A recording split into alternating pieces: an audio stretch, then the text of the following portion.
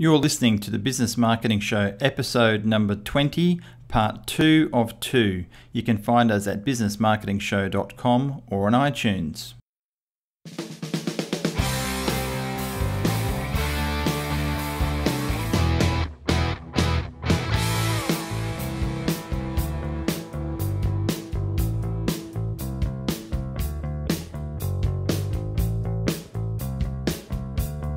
In part 2 of this episode, where we interview Lisa Reed, we pick up where we left off when I asked Lisa the question, what are some of the major things a business needs to get straight first before spending $1 on advertising, marketing, websites, etc.? Here's Lisa. I guess it depends on how much of an investment they're looking at. Mm-hmm. I honestly drive people that have the new best great idea that they're actually looking at sinking 100,000 into. I drive them into the Curtin Ignition program in WA that's run once a year, because it's a really beautiful week to test whether your idea is going to work. It's a test tube week basically for business ideas. In terms of people that are looking at committing a smaller amount of money, it's such a hard one. Usually by the time I talk to people, they're committed, and most of them have sold a house and put $250,000 into something, and they're 6 months down the track. And unfortunately, a lot of it everybody's a bit different, but what I tend to find is that, and this is what I see, so this is my observation, and it might not test the same across Australia, but in WA, what I tend to see is there's a lot of females that put a lot of money into marketing without actually testing if there's a demand. And I see shellers put a lot of money into products or services before they actually test there's a demand, and they have no marketing. So We're like, that's very beautiful. Seen that too many times. I mean, I just had someone who came through. They've spent $100,000 on a website and an app, and this is a female, and they now have like zero money for marketing. Not a cracker. And it's basically just going to sit there now, doing nothing, because nothing was planned in terms of, okay, how are we going to market this thing once we've created this monster, and now it's $100,000 that's spent not doing anything. I think that's the most important question. You've just hit on it there. So, when we're talking about growing businesses, the most important thing is your marketing reach. So if there's a demand for a product or a service, then you need to work on the most effective way of increasing your reach in the market space you choose to operate in as quickly as you can. So there's a fabulous researcher, and I love his research work. He is I think it's the University of South Australia. His name's Byron Sharp, and I've been reading a lot of his stuff the last couple of years. He is one of the only marketing researchers that has longitude studies, so over like 10 or so years with major companies. And a lot of his work basically suggests that one of the only measures we should focus on is reach, because frequency, depending on a product or service, doesn't change too much. So spending a lot of money on loyalty is not going to change frequency. So it's pretty much all about reach. And that's what I teach people. So, and you have to have a budget to get reach, right? Yeah. If you don't get reach, you've got no one. Yeah, well, we talked about, me and Ed have talked about before, and one concept that I use to explain to customers is you need to understand how the market is, how the customers work, and you need to understand whether they have active demand for your product, and you need a way to capture that demand, whether they're even aware of it. So if they're not aware of it, you need to create that awareness, and then you have to actually create the demand. So, everyone assumes that the big idea and, customers will just come, but there's a lot of, like I said before, like when I first started working with you, it was really a light bulb moment that business really is a science and a set of best practices, and then there's a little bit of art on top of that. But if you can't, to a certain extent, check the boxes, then no matter how good the idea is, it's you're not going to be the next Facebook if it doesn't meet these certain criteria. I went through a phase, it must have been 2 years ago now, where in the space of a few weeks I had a bunch of different people call me, and they were ready, they had 20, 50 grand to spend on this new great big idea, and it was so easy to poke holes in it. You ask a couple of questions and it was pretty clear they had a great idea, that's good, but they hadn't really thought it out. And I have this article on my website called version 0.1 that it's really all about, it's stuff that's talked about in the Lean Startup book, that you need to test this idea. If you can't sell the idea to, one person or 5 people in person without needing a website and apps and all this sort of stuff, it's just not going to work. So yeah, spot on. Absolutely. Spot on. Yeah, absolutely spot on. So, gee, Brendan, you're so, mate, he consistently impresses me, Lisa. And it's obvious that Brendan has come from the school of Lisa, because it's true. He's a very. I learned a lot from this young man. And I'm amazed at the retention. I'm so impressed. Honestly, it set me on a path that since then I have devoured every business book I can get my hands on, because I realized that, if you want to be successful, like you said, it really is, the business is limited by the business owner. So, that's one thing that, there's so many things you can't control in business, but that's one thing I can control, is my own learning and my own growth. So, that was, like I said, that was like one of the turning points of my life, is sitting down on that first consult. I'm like, wow, there is so much I don't know, and there is, so much of this is just logic and common sense that get so wrapped up in the emotions of a fantastic idea and how good is this, and my 5 friends tell me it's such a good idea, but it just doesn't stack up. So yeah, I love. Yeah, the old 5 friends. I reckon one of the benefits you guys have in terms of working with people is a the ability to use data, and that's something that in the last couple of years has just been, almost a magic additive to the black and white business formula for me. The fact that you can test something online to see whether there's a demand, look at the data and say yes or no, it's going to work. That's, we couldn't do that 10 years ago. We could only do that in shopping centre, test runs. So that's massively changed too. So it's not hard to test, because that data is available. Yeah, absolutely. It's never been, like, in some ways, it's never been easier to start a business and test an idea than it is today, because you can use the tools and see if it's going to work. You can turn something on today of Facebook ads or something and see, what real people think of it. So. Yeah, absolutely. Yeah, it's very, very true. I mean, with all the different marketing tools we have available, like AdWords and Facebook ads and email marketing and remarketing and all the other marketings, it's pretty damn amazing. We can tap into something in 5 minutes and find answers out, and all the research tools that are available to look into your marketplace. So there's really no excuse not to do it. It's typically because people are just too gung-ho and they're rushing in and not thinking, and they're all excited by their idea, and they don't actually spend the time to do the research. So, and that's where they typically will come unstuck. Yeah.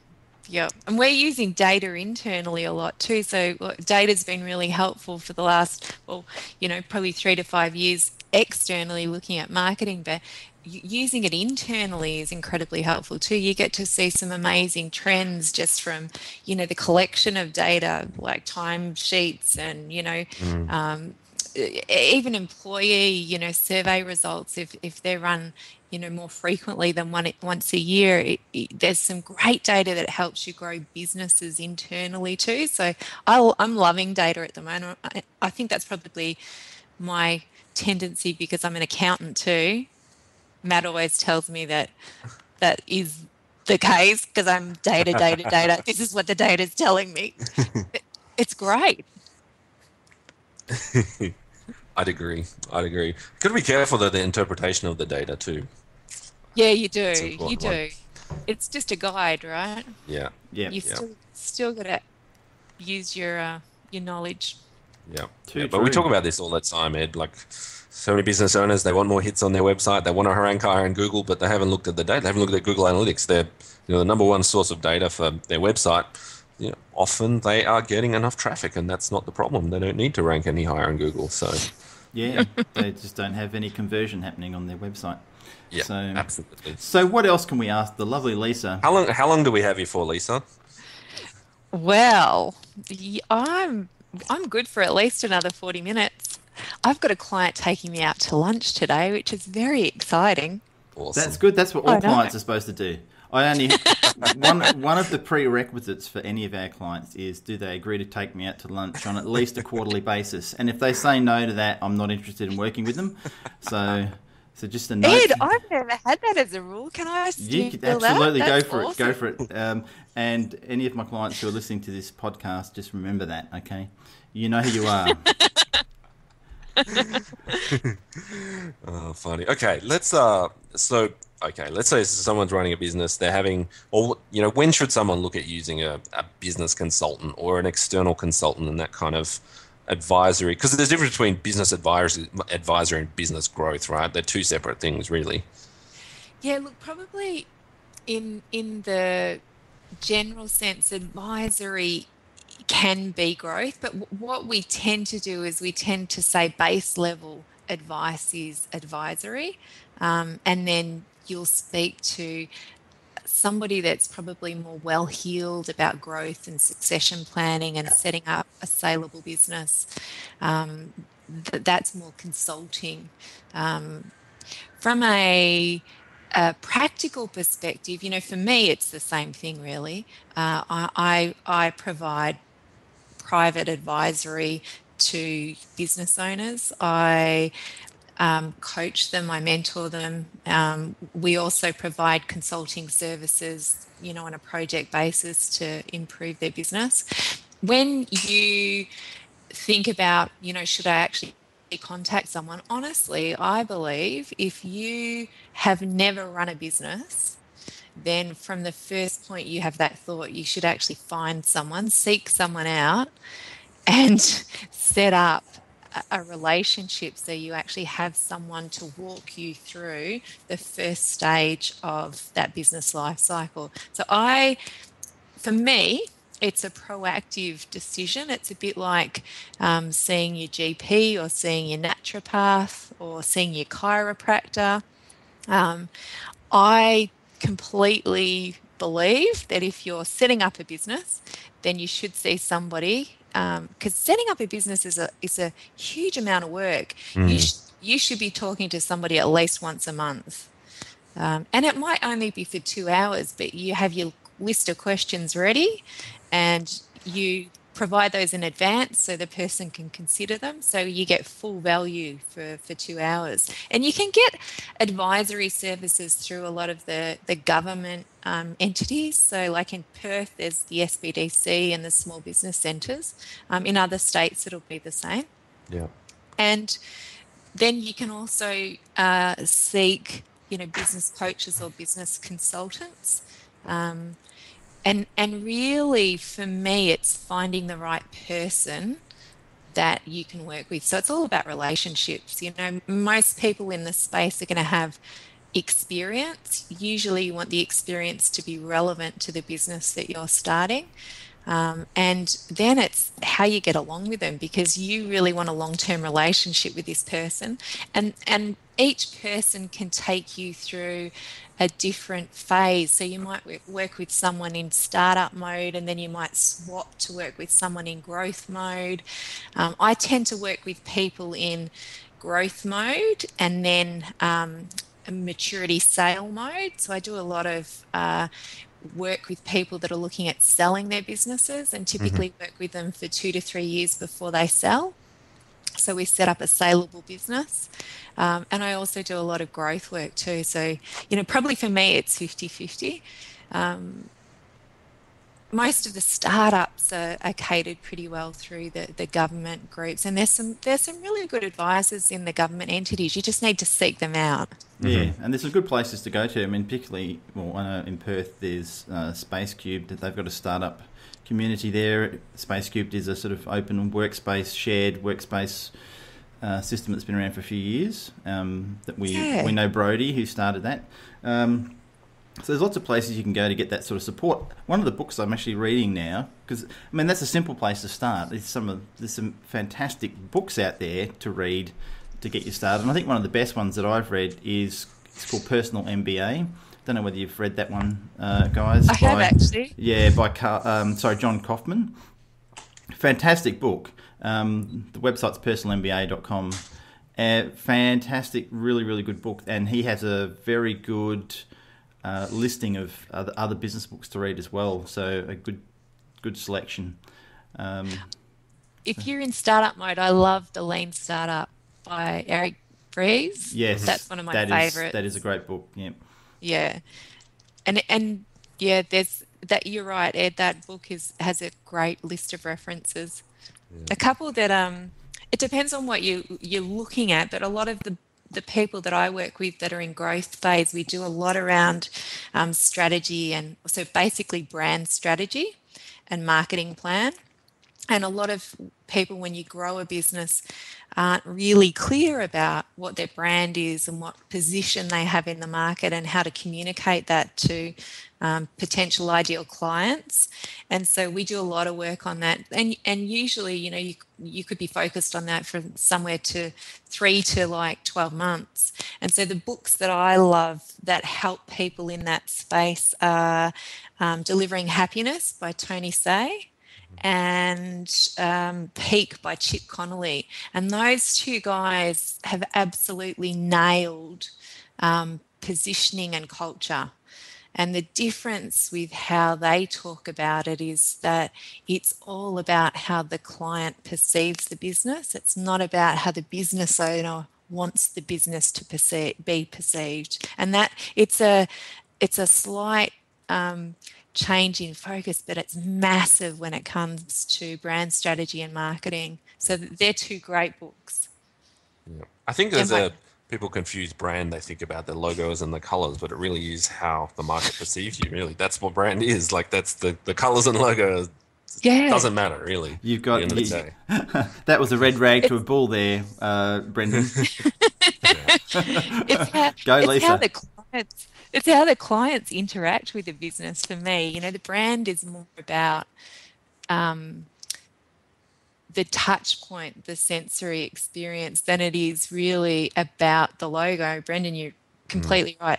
And no disrespect to any brand designers because they do an amazing job, but it's part of a brand identity. It really is. And for me, how we bring a brand to life through people, that's really the brand strategy. So many quotable things here. Bringing a brand to life through people. We're going to have to set aside a separate book. Do you know, I have to give you guys another reference. There's a couple of awesome guys who you'll love. They're very, very quirky. Which Brendan is just and Ed? Oh, sorry. Brendan and Ed. Sorry. I thought you were talking about us. Okay. Yeah. There's a group called Partners in Spade that are in New York that are basically brand strategists or brand consultants, and they're leading the way at the moment in terms of bringing brands to life. So have you heard of Kate Spade? No, haven't. No. Okay. You'll have to look that up. We will. We'll add that to the show notes, won't we, Brendan? The females listening will have heard. Anyway, sorry, say that again? The females listening will have heard of Kate Spade. Kate Spade. Yeah. These guys are very talented guys. They've got a little boutique agency in New York, and they pretty much do their own thing. They're amazing at what they do. So if you Google and have a look at some of their projects, what they do is pretty much what I teach, and I'd never seen anybody do it as well as what I talk about. And I've only actually become aware of them probably in the last 2 years. But yeah, they're very cool. Yeah. So great example of bringing a brand to life. Cool. Oh, I have one question I didn't ask you when we were talking about finances and stuff. One of the other things that you taught me about which I know a lot of business owners or businesses have problems with. You have a rule that's the books need to be up to date within 7 days, because a lot of, tying it back into, managing the business and cash flow forecasts and stuff are totally useless if the data, if things aren't up to date. So is that still the case? Is that still the ideal scenario? You're making me feel bad. You know what? I've actually just moved a bookkeeper on, an accountant on in a business because the books weren't up to date each week. Mm-hmm. Yeah, I'm ruthless. It has to be that way because otherwise the business owner can't see where they are.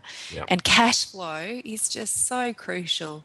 Even if you're making healthy profits, you need to know where you're at. And for me, the best day for getting the books up to date is a Friday or a Monday. So right at the beginning of the week, a business owner has an idea of where they're heading. Yeah. Yeah. That's my deal. So I used to do them on a Friday, but then I switched to Thursday. So I have one day in case we have a problem, or I have a bookkeeper, but I do an hour a week of, looking at things. And I also do, as part of my finance stuff, I check out backups and some of the other mission critical things in the business, because some of things like backups I would count as important as the financials. But that was a mistake I made early on in the last business, that the financials weren't up to date, so you've no idea what's going on. A growing business will just chew through cash like nobody's business. And also, not all growth is good was one of the things I learned as well, because in our business we had explosive growth that was totally uncontrolled, which is very, very different from the type of growth that you talk about, which is controlled strategic growth, right? Yeah. Yeah, and those financials are really important as part of that. Yeah, you're spot on. And I don't think there's ever a period in business where you cannot have your books up to date every week. For me, it's just a black and white rule. Yeah. Yeah. And it also means, for business owners and management teams, so some of the bigger businesses I work with, it means that there's just a discipline that you have to, have your receipts in. They're scanned, ready to be used by the bookkeeper or referred, and they have to be there because otherwise the books can't be kept up to date. So that works really well for me. Yeah, I hear some horror stories from our bookkeeper when she's here. Of what goes on in other businesses, and I go, seriously? I mean, sometimes I think I'm slack because I may be a couple of weeks behind or something, or but everything's always paid on time, and BAS is always paid on time, and all that sort of stuff. But she's saying she's got some clients that are 2 years behind. I'm going. Oh. And there's money to pay the BAS as well. That's the other important one. Yeah. I'll tell you a horror story. I had one person that approached us to help them 13 years behind. Oh, no way. Really? Yep. 13 years. I know. Of unpaid BAS. Unsubmitted tax returns and unaccounted for books. I honestly, the only way you can get somebody up to date like that is to take their bank statements and just code off a bank statement. And I've done that before for someone that's been out for 3 years, but 13 years. And this is when I had a bookkeeping practice. So this is 3 or 4 years ago. When the legislation changed, which meant that the requirement for bookkeepers was upgraded, we got this whole inflow of clients from tax accountants that tax accountants didn't want to deal with them, and so we just started getting all these referrals, and it was a nightmare of 6 months, which precipitated me selling the bookkeeping part of the business. But yeah, this poor lady, my heart went to her, but we weren't in a position to actually help. The worst I think I've seen, and we've helped, was 6 years. But yeah, it's tough, and so when you get that far behind, it's just a painful process. So it ain't worth getting one BAS behind. No, how do they even do? I can't even understand how they actually get away with that amount of time. Not putting in their books and their bad. I don't understand how that could actually even happen. Yeah. The tax office only appears, the system, this is inside knowledge, the system doesn't appear to trigger unless you have a BAS out of sequence. So if you submit one BAS but you'd forgotten the earlier BAS, that's what it It appears to be. Right. I think they might be changing their sensitivities at the moment, though. They're pretty tough. Yeah, that's Yeah. crazy. And one thing that, like, that was the other thing that I learned early on is you actually need to be able to read a P&L. So you taught me that the numbers, the static numbers are great, but it's really the trends we need to be looking at. And this is what we use online marketing as well, that the numbers mean nothing by themselves. Like a set of numbers actually means nothing without the trend over time. So I think, as one of the first things, someone listening to this, if you cannot read a P&L and a balance sheet, you need to learn that, and you need to understand the trends from 1 week or 1 month to the next. Because that was, if you used to say, or you still say that, the numbers tell a story. And that was one of the first things that I focused on learning is now I can pick up any business, a friend's business. I can look at P&L and I can go, yep, I can see exactly where the problems are here. And you can look at a balance sheet and you're like, yeah, look at this number down the bottom. That's not right. Something's wrong. So I Yeah. think, and most small business owners Scary. don't know how to read those numbers. No, well, this Yeah. was the question. Sorry, Lisa. I was just saying this is the question I asked my client yesterday because I was trying to get down to some nitty gritty, and we were talking about setting up some email marketing processes, and it got down to the conversation about numbers, and I was asking him, well, do you know what your sales figures are for the last month? Oh, no. Do you know what your profit is? Oh, I wouldn't have a clue. Oh, do you know? And like all these basic rudimentary questions that you should know, he just wasn't even close to knowing, and it was really quite horrific. So anyway, so you go ahead. Bless. I always feel for people like that. And honestly, I think it's because nobody's held them accountable. I believe business owners are responsible, and as consultants, we are accountable if we're working with them to make sure they know that stuff. It's pretty basic. Yeah. If a business owner can't tell me their income and their gross profit and their net profit from last month, it's a bit of an issue. Yeah. And look, most of them will have a rough feel. But if you've got no idea, it definitely says you're not looking at your financials. Yeah. We're so lucky now because there's so many tools that we can use. So we've always used, the basic accounting packages. So most of my clients that are not on enterprise systems have, so any of the small businesses, so pretty much anybody that's sort of under probably 2 mil have moved to Xero, which is just an awesome package. And most of the bigger guys are still stuck on server packages, and I say stuck because I think at some point there'll be better cloud solutions, but at the moment they're stuck. But we've always done trends. We've done basically visual dashboards in Excel, but now there's some awesome add-ons that you can actually attach to your accounting package that we use. So that might be worth mentioning. There's a couple that I would recommend. There's one that we use for cash flow forecasting, which is called Calxa, which is CALXA. And I just use the cash flow forecast piece in there. There's other reporting, but I love the cash flow forecasting, which means you don't have to use an Excel spreadsheet if you're not comfortable with Excel. Most of the data just pulls from your accounting system. So it's a great add-on for Xero or for MyOb. QB Online, I think, too. And then the other one that I love for dashboards at the moment, and you can use it for financial or non-financial. There's two actually, but the one that most business owners prefer is Fathom HQ, which is just a cloud piece of software that you can attach really easy with Xero. Pretty easy with MyOb too. Awesome. But you can tailor those so that you can see your trends. So that just takes all the crunch work out of it. So really business owners have no excuse for not looking at their financials. Yeah, for sure. And, The other one I'd always like get is shoeboxed as well. Yeah. Managing receipts and paperwork. I love that. Yeah. And do you know what, with Shoeboxed, you're in a really good workflow with that. I find if business owners are disciplined, it's beautiful. If they're not, then what happens is they get behind with their weekly bookkeeping. Yeah. And so it's awesome if you can be disciplined and use it. It's a great tool. Yeah. Those those tools for me have just changed. There can be no excuses. They've changed the whole context of looking at your financial reports in the last couple of years.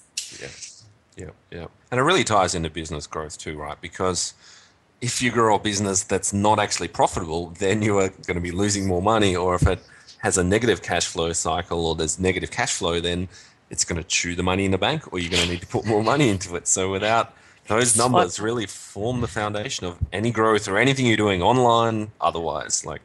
Spot on. And you've led right into one of the best ways to check whether growth is worthwhile is to trend what we call the break-even gap. Mm-hmm. And there's a term that we use, it's called the busy fool syndrome. And so if you look at the break-even gap over a period of time, and that break-even gap is decreasing, then it means you're doing way more work than you're earning profit. And you really have to question whether it's worth growing. So the idea is when you grow, you want to maximize that break-even gap, which means that you're making, really reasonable profit. So ideally that gap, from the first day you're in business right until, your 10th year in business never diminishes. That's obviously not the reality as you grow. It definitely, it diminishes and then increases. But the idea is that we always keep our eye on that, or eye on the pie, and we never want to get to the busy fool syndrome. Have you guys seen that? No, first I've heard of that. No. I understand the concept. I have a different way of framing it in my mind, but yeah. Sometimes I am a busy fool. That is an issue. I think everyone suffers. The busy fool. I'll send you a copy. Cool. It's just a visual. Yeah, that's very great. cool. Cool. Now, we've been talking, guys, for an hour and 10 minutes. So what else do we think we can get across in this space of time that's important before we let Lisa go? Do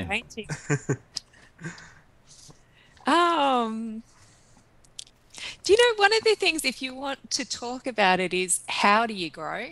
We could talk about that in terms of what need to be in an action plan. Yes, go for it. I love that diagram that you had in your book that I use all the time, and our model of online marketing is actually based around that. So that's a good idea. Let's talk about that. So you're talking about the 5 ways? The 5 ways, yeah. I don't know this one. I don't think I've seen this. Have you done this in workshops or anything, Lisa, or is this something that the 5 ways? No, it's actually a financial model. And so that's a base level model that we definitely talk about in business. And then I'll tell you the formula, Ed. You will have heard of it. So basically it's leads by conversion rate equals customers. Yeah. By average number of, or average dollar sales, by the number of transactions that they would buy from you in a year, equals sales. Okay. Minus cost of sales equals profit. So that formula is a base level formula that we use to teach business owners, the importance of every one of those components. But the 5 key things we keep our eyes on are the number of leads. So for me, that's your reach. How well you convert, which you guys are familiar with. The average dollar sale, the repeat transactions, which for me is frequency. And frequency is pretty much set for each product and service. And then the cost of doing business. So when we talk about cost, we look at the variable costs related to a direct sale or a direct service provision. So anything that we would on charge to a client or is part of our cost of sales, and then our overheads, so what it costs us to run our office and our business. So that's largely, rent, insurances, salaries, wages, and on costs, those sorts of things. So that's our base level formula. And I guess that's one of the fundamental formulas that every business owner has to get their head around. And then we step sort of on from that when we talk about growing a business, and we talk about the components or the attributes or the key competencies that are unique to a particular business that you then focus on in terms of your action plan to cement your position in a marketplace. So let's just say, if we were online marketers, then your positioning is pretty much going to be around a particular group of service offerings. So you might have 3 or 4 service offerings, and to roll out those service offerings, you're going to have 3 to 5 core competencies or attributes that mean when you roll out those services, you're really good at what you do. And so really growing a business is about growing those core competencies or those attributes. And most business owners can't identify them. So we work with that 5 ways formula and then the business model of core competencies basically to grow businesses.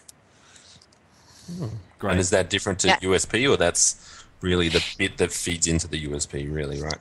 Do you know what? You're spot on. The USP actually, when I draw it on a whiteboard, I draw the USP or the business purpose in the middle, like in a circle, and then I put the core competencies around that. And those core competencies are what we then formulate action plans around. So we're always focusing on strengthening those core competencies so we maintain our USP or our business purpose. That's a good approach. I like that. Lots of gold nuggets, Lise. Lots of gold nuggets. Oh, I'm glad to share. I hope someone out there listening gets some benefit. And ultimately, this is like a private consult. This is. I mean, look, there's nothing ultimately like someone sitting down with you to talk about their one-on-one with you about what it is that their business is or their ideas are or what they're doing. So this sort of stuff that we're sharing is fantastic, but ultimately they're not going to get anywhere near the degree of input and outcome unless they go and speak to you. So do you do consultations only in person, or do you do them over the phone, or when you're working with clients, workshops? Give us your preferred methods of dealing with people and who your ideal customer is, so people who are listening to this can go, there's no point contacting Lisa because I'm not her ideal customer. So we don't want scores and scores of people who are out there listening to this podcast, all those millions of people coming to you and annoying you and wasting your time. So who should contact you and who shouldn't contact you? Okay. I'm a speaker and a drawer. As I've been speaking to you guys this morning, I've been drawing in the air because I'm so used to having a whiteboard in front of me. Yeah, I do that. So I do a lot in person, but I actually do a lot via phone and Skype and internet. So what I tend to do when I'm working via Skype is I'll draw on a notepad and then put it up to the camera. And that seems to work equally as well. So I find that most people like to meet with me, which, for me works really well too. I'm really happy to meet over the internet as well. I have a number of people who live remotely, and so we do work via phone and Skype. And then when they're in Perth or when I'm where they are, we'll do a face-to-face session.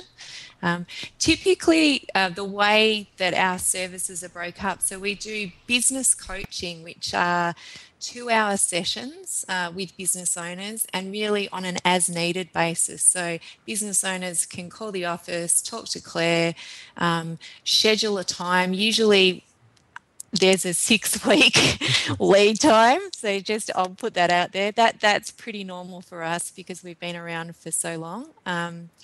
But it actually gives business owners time to get their list of questions together. And I always ask for information if I haven't worked with a business before, so that I can get a feel for the business before I actually clock on to talk to the business owner or the business owners for 2 hours. So we have those 2-hour business coaching sessions, which can be in person or via phone or Skype. And then we have a different offering for the bigger businesses where we work with the directors and their management teams, and they are our consulting services. So we have different service levels that we offer each month. So that ranges from, strategic plan to management meeting facilitation to HR advisory. It could be brand strategy and marketing execution. It can also be leadership coaching and mentoring for the executive team. So just that's tailored pretty much for each business, and that's on a monthly basis. So they're typically businesses that are 5 mil turnover or more. Usually 5 mil to around 100 mil turnover. And I've got a team of people that help me with that. So I direct it. And then we have providers. And then the third thing that I do is I do a private advisory. So for business people, and some of those people are in government roles, publicly listed companies, where they need an external sounding board, a confidential sounding board, somebody that's not in their normal peer group at work, just to test their business ideas on. So a lot of these people will have big teams, they'll be making decisions with large amounts of money that perhaps, they've never managed before. And so I do that private advisory work as well. So that tends to be more, that's actually not as structured. It's always based on what the person needs. So I'm, again, it's a bit like the business coaching. If they've got an idea of what they want to talk about, they'll contact me, we'll set up a session. So most of those sessions tend to be about every 4 to 6 weeks, unless there's a crisis, and then there might be 3 sessions in a week. Yeah. And then, so there are 3 offerings that are pretty core. And then in addition to that, then I just deliver workshops for other providers that already have their workshop material prepared. So I'll do workshops there's a program called Curtin Growth Program at the Curtin University in WA, and also for our small business centre in Perth. Some of their small business workshops. I do the online marketing, the business financials, business plan. What else do I do? Social media, which is an intro course. And yeah, and other than that, speaking for special events. So depending on the audience, I can usually put together a presentation that's tailored if I've got enough information. So that's pretty fun too. So that's the juice. That's brilliant. And that's a lot. I'm exhausted just hearing that, Lise. I know it is actually a lot. Yeah, when you talk about it like that. I'm feeling very lazy all of a sudden. I don't do it all myself. Now, the best way to contact you with your new website, which is still, as we speak, probably under development. It's not fully live yet. I think you've got a holding page at this moment for a little ray of sunshine.com.au. We do. Awesome. We do. And what would be the best email? Would it be lisa@a littlerayofsunshine.com.au to get in touch, or something else? Okay. Scratch that one. I'll edit that out. Ed, honestly, that's one of the most interesting things for me is that 10 years in, I actually don't look at email and I don't answer the phone. Okay, so anyone listening, don't contact Lisa because you're not going to get her. Everything she just said, complete facts only. Facts only. Do you know what? That's one of the rules of actually growing, that you need to get out of the daily detail. I've got a fantastic business coordinator, Claire, who is actually our officer of first impressions, and she manages all incoming calls and incoming emails. And so you can get to her via email, so to be info@alittlrayofsunshine.com.au, or by phone 08 9339 7755. Fantastic. And she will be the best person to talk to first base, because she coordinates all of us, and she knows exactly what's in my calendar. Yeah, Claire's a legend. Yeah. Well, see, this was the perfect lesson. That in itself was a very, very powerful lesson for anyone listening, is that you are not the person that everyone wants to contact. And that is a really important factor. I mean, that's something we're doing with the new business we're rolling out now. I'm not having my name anywhere on it. It's going to be a complete standalone business that doesn't mention me. There's no emails to me. I'm not anywhere in it. So, and that is a wonderful thing to think of, because sometimes we just want to go and hide, don't we? It's liberating. And do you know what? Honestly, I'm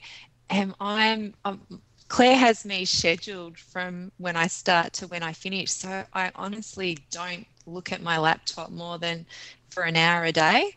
She pretty much manages my inbox and tells me who's screaming. So we do have, people that are in situations. So they're the people that I deal with usually first. We triage everything that comes in.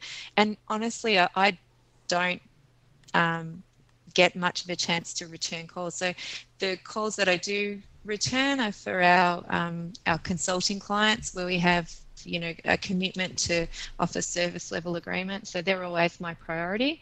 And then if I can fit anything else in, I will.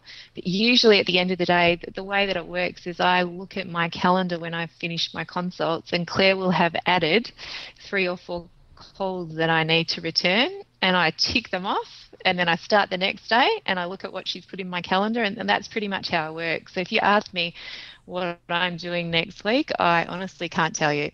That is great. Good way to be. Very good way to be. So unless there's anything else, Brendan, I think what Lisa has shared with us today has been absolutely awesome. And those who are listening who haven't got that, don't go and start a business, because you probably shouldn't be in business. So if you have any more questions, contact us or put a comment.